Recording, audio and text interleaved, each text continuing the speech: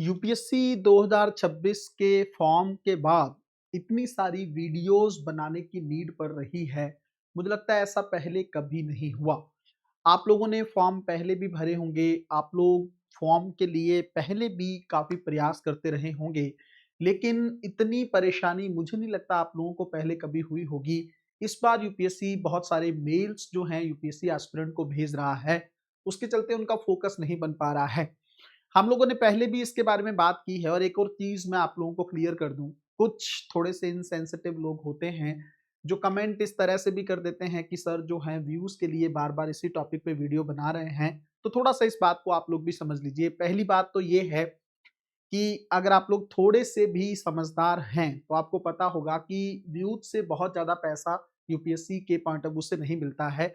दूसरी बात, एक ही टॉपिक पे बार-बार वीडियो बनाने का इंटेंशन ये होता है कि जो बच्चे परेशान हैं, उनको किसी तरह की दिक्कत ना आए, वो फ़ोकस कर पाएँ और उनकी पढ़ाई बहुत अच्छे तरीके से हो पाए। तीसरी और सबसे महत्वपूर्ण चीज़, आपको पता है भारत में क्यों मतलब जिन लोगों का इंटेंशन प्योर होता है, वो बहुत ज़्यादा सक्सेसफुल नहीं हो पाते? उसका रीज़न पता है क्या है? लोग उनको सही समय पे पहचान नहीं पाते। डिलाइट आईएएस एकमात्र मंच ऐसा बनने का प्रयास हमेशा से करता रहा है और काफ़ी हद तक अब तक बन भी चुका है कि जो स्टूडेंट के साथ खड़ा हो सके, जो स्टूडेंट की परेशानियों को समझ सके, है ना? आप लोगों को पता है बहुत सारी कोचिंग्स हैं और जो बिज़नेस को लेकर काम कर रही हैं। ऐसा नहीं है कि डिलाइट आईएएस जो है फीस के पॉइंट ऑफ व्यू से काम नहीं करता है, वो सारी चीज़ें भी हैं। अगर आपको बैच करना है तो उसके लिए फीस आपको देनी ही पड़ेगी। लेकिन सबसे इंपॉर्टेंट चीज होती है कि स्टूडेंट के पॉइंट ऑफ व्यू से कोई ऐसा संस्थान नहीं है जो उनकी परेशानियों को समझ सके। आप लोगों को पता है जब जब आप लोग परेशानियों में फंसे हो, हम आपके साथ सबसे पहले खड़े होने की कोशिश करते रहें।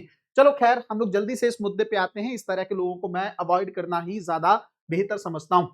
पहली चीज तो मैं आप लोगों को एक बात बता दूं कि यूपीएससी का ईमेल कई लोग कह रहे हैं कि सर हमें मिला है और कई लोग कह रहे हैं कि हमें ये ईमेल नहीं मिला है ना? तो थोड़ा-सा इस बात को लेकर हम लोग समझते हैं, क्या ईमेल आप लोगों को मिला है या नहीं मिला है?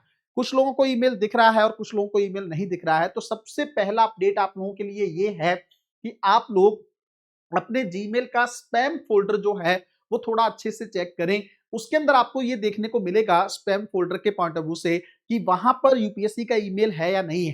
कहने का मतलब ये है कि कई बार ईमेल जो है इनबॉक्स में सीधे तौर पर देखने को मिल जाता है और कई बार ईमेल जो है स्पैम में देखने को मिलता है। आप कहेंगे सर क्या सच में ये सिर्फ़ इतनी इन्फॉर्मेशन थी? नहीं, कई सारे स्टूडेंट ने मुझे मैसेज किया है कि सर जो स्पैम के फ़ोल्डर में भी हमें ईमेल मिला है ना? तो कई बार यूपीएससी जो है आपको इनबॉक्स में मैसेज नहीं कर रहा है, स्पैम में मैसेज आपको देखने को मिल रहा है। तो जिन लोगों को अभी तक नहीं मिला है, वो एक बार मेरे कहने पर जीमेल का स्पैम फ़ोल्डर एक बार चेक कर लीजिएगा, क्या वहाँ पे ईमेल आया हुआ है या नहीं आया हुआ है ना? पहली चीज़। दूसरी और सबसे जो कि आप लोगों के लिए खुशी की बात होगी और काफ़ी मुझे लगता है रिलैक्स की बात होगी, ये बात मैंने पहले भी वीडियो में बोला था, पुरानी वीडियो जिसको लेकर मैंने ये बात बताई थी आप लोगों को कि यूपीएससी ईमेल भेज रहा है और खास करके अटेम्प्ट को लेकर यूपीएससी ने ईमेल भेजा है। या डिफरेंट डिफरेंट टॉपिक को लेकर यूपीएससी ने ईमेल आप लोगों को भेजा है। अब उसका मैंने तोड़ निकाल लिया है या बहुत अच्छे तरीके से वो चीज़ मैं आप लोगों को बताने की कोशिश कर रहा हूँ कि ये यूपीएससी की एक तकनीकी खामी है। पिछली क्लास में मैंने आप लोगों को बताया था पिछली वीडियो में कि यूपीएससी टेक्निकल एरर के चलते भी ये चीज़ हो सकती है। कई लोग उस स्टूडेंट का किस्सा भी मैंने आपको बताया था, जिसको मेल मिला, है ना? और अब तो बहुत सारे लोगों को मिल गया है कि आपके अटेम्प्ट जो हैं वो कंप्लीट हो चुके हैं, है ना? आप एक्स्ट्रा अटेम्प्ट नहीं दे सकते। इस तरह की ईमेल जो है यूपीएससी ने भेजी।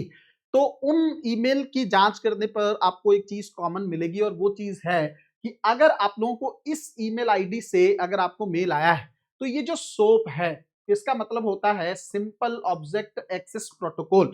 अब आप कहेंगे सर इसका क्या मतलब है? ये असल में एक मैसेजिंग प्रोटोकॉल है जिसका इस्तेमाल कंप्यूटर सर्वर एक दूसरे से बात करने और स्वचालित ऑटोमेटिक कार्यों को शुरू करने के लिए करते हैं।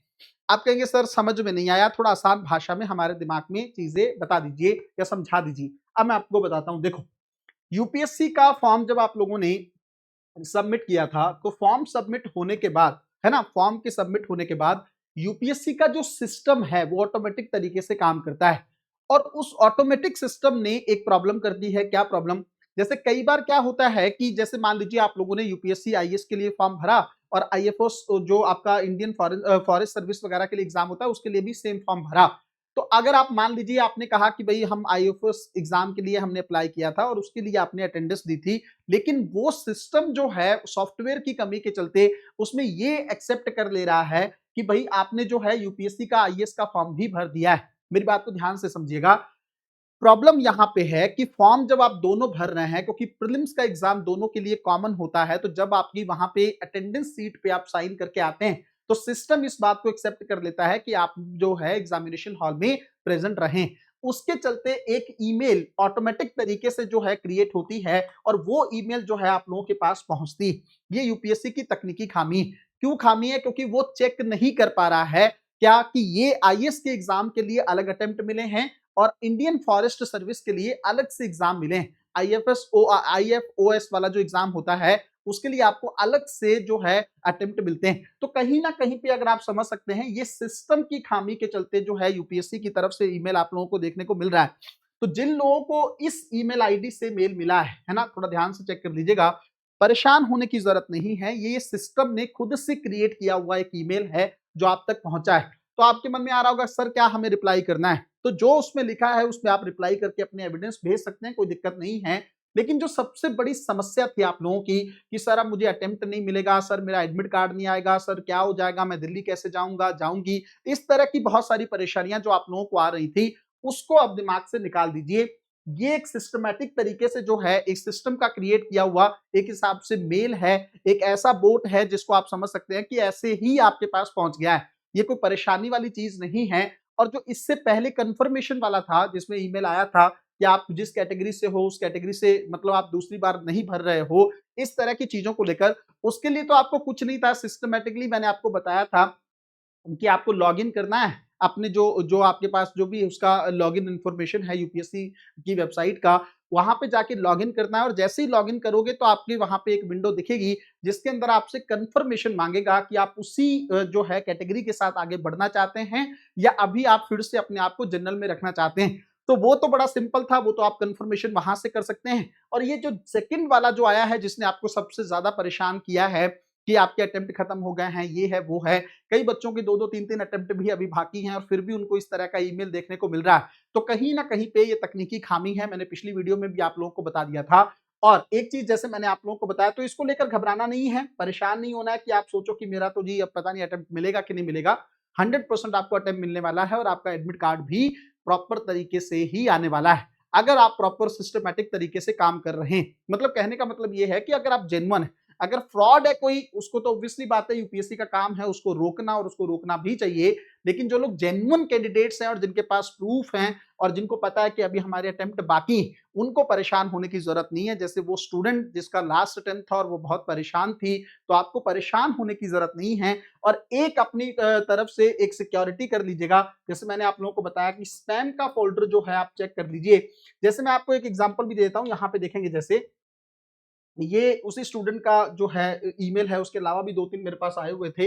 इसमें भी अगर आप देखेंगे तो यूपीएससी सोप है ना, ये जो है इससे आप देख सकते हैं कि ये सेम इसी से क्रिएट हुआ है। मतलब सिस्टम का क्रिएट किया हुआ एक बोट है, उसके थ्रू आपको ईमेल आया है। और ये ईमेल जो है मानव की तरफ से आपको ह्यूमन जो है तरीके से नहीं भेजा गया है। तो परेशान नहीं होना है, ये कई बार जो है तकनीकी खामियों के चलते इस तरह की चीजें आप लोगों को देखने को मिल जाती हैं, है ना। तो चेक कर लीजिए स्पैम में फोल्डर जो है आपको इस तरह का ईमेल तो नहीं रखा हुआ, कहीं यूपीएससी आपसे भी तो कोई कंफर्मेशन नहीं मांग रहा है। एक बार वहां पे चेक कर लीजिए। और दूसरा, जिन लोगों को इस तरह का ईमेल आया है उनको परेशान होने की जरूरत नहीं है, एग्जाम पे फोकस करो, इन सब चीजों से थोड़ा सा ध्यान हटाने की कोशिश करो। फिर भी अगर किसी बच्चे को कोई दिक्कत आ रही है तो डिलाइट आईएएस के टेलीग्राम चैनल को आप लोग ज्वाइन कर सकते हैं। वहां का डिस्कशन ग्रुप मैंने बना रखा है, वहां पे कोई भी आप सवाल मुझसे पूछ सकते हैं, मैं खुद ही वहां पे रिप्लाई आप लोगों को करता हूं, है ना। और उसके अलावा डिलाइट आईएएस के यूट्यूब चैनल को थोड़ा सपोर्ट करने की कोशिश करिए, ताकि कोई एक मंच फिर से आप लोगों के लिए आवाज उठाता उठाता कहीं दब ना जाए, कहीं वो ऐसा मंच ना रहे आपके लिए जो आपके लिए जेन्युइन तरीके से खड़ा होना चाहता है। तो इस चीज को दिल से फील करिए और थोड़ा सा कोशिश करिए कि जो आपके साथ अच्छे से खड़ा होता है उसको इस तरह के कमेंट से जो है आप लोगों को नहीं नवाजना चाहिए। मेरी मेरी चीज इस चीज को लेकर आप लोग थोड़ा ध्यान से सोचने की कोशिश करिएगा। मिलते हैं अगली वीडियो में, तब तक अपना ध्यान रखिए, अपनी पढ़ाई को बहुत अच्छे तरीके से करते रहें। बहुत बहुत धन्यवाद।